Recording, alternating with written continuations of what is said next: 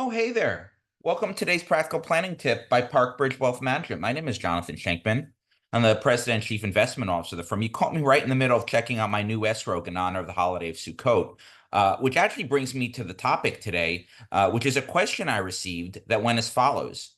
With Yom Tov around the corner, there are plenty of sources to rely on that encourage a family to purchase new clothes and a piece of jewelry for one's wife, even if it stretches your finances. I can technically afford to do this, but I would need to take out a bit of debt, probably credit card debt, until I get my annual bonus at the end of the year. I'm curious about your perspective on this. Should I push myself financially so that my family looks pissed? That's a Yiddish word for Yom Tov. So I'm not familiar with or qualified to speak on the halachic or Jewish basis of your comment, but allow me to opine on the financial aspects. There are several components to your question, so let's dive into each of them. First one is affordability. You pointed out that you can technically afford to buy new clothes and jewelry, and this is an incorrect statement based on the information provided in the rest of your question. If you don't have the cash in the bank to pay for an item now, then you obviously cannot afford it now. Additions to your family's wardrobe are not necessities like food, transportation, or a roof over your head. Borrowing money, even for a short period of time, to make such purchases is ill-advised.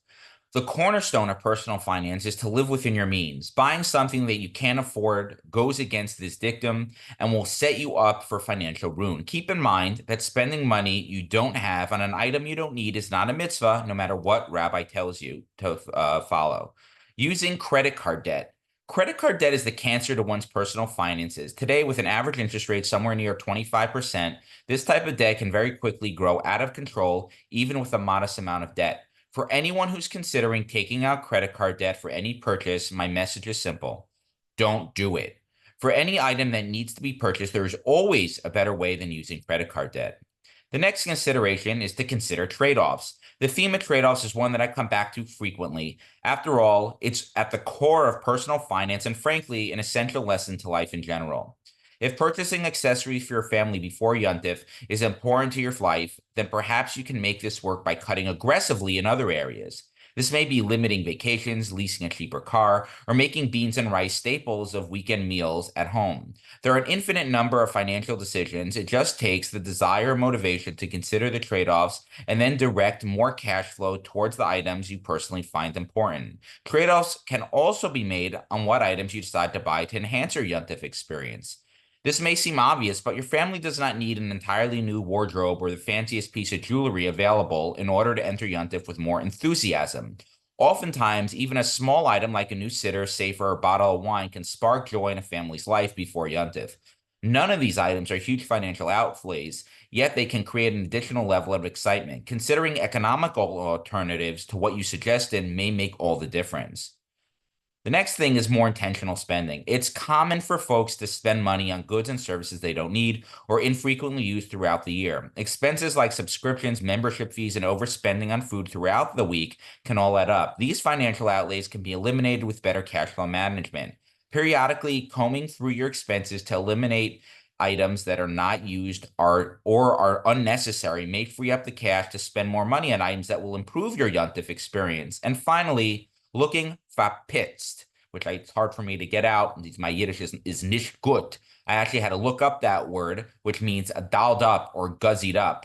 Contrary to popular belief, I'm not an expert on looking adequately verpitzt. However, I contend that someone that does look verpitzt in clothes, they already own simply by ensuring that they are freshly laundered or have just come back from the cleaners. That's a way to do it. In doing so, you can avoid a huge financial outlay on new things. My concern is that your effort to look good, you are more focused on others in your community noticing your new attire and accessories. I'm pretty sure God doesn't care about the latest fashion trends.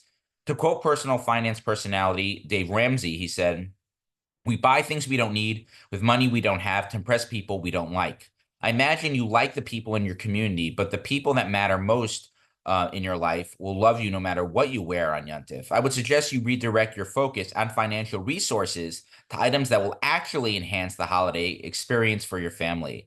To conclude, I poskin that it is usher to splurge on more stuff for Yom Tov unless one, you can comfortably afford all the necessary parts of the holiday, i.e. food, holiday seats, giving to the Yizkor Peel, etc. Two, you're paying yeshiva tuition in full. Three, you have a 3-month emergency fund. And four, you're contributing to your retirement account every year. If you don't have these 4 things squared away before buying unnecessary new clothes and jewelry, then you may have your priorities misaligned.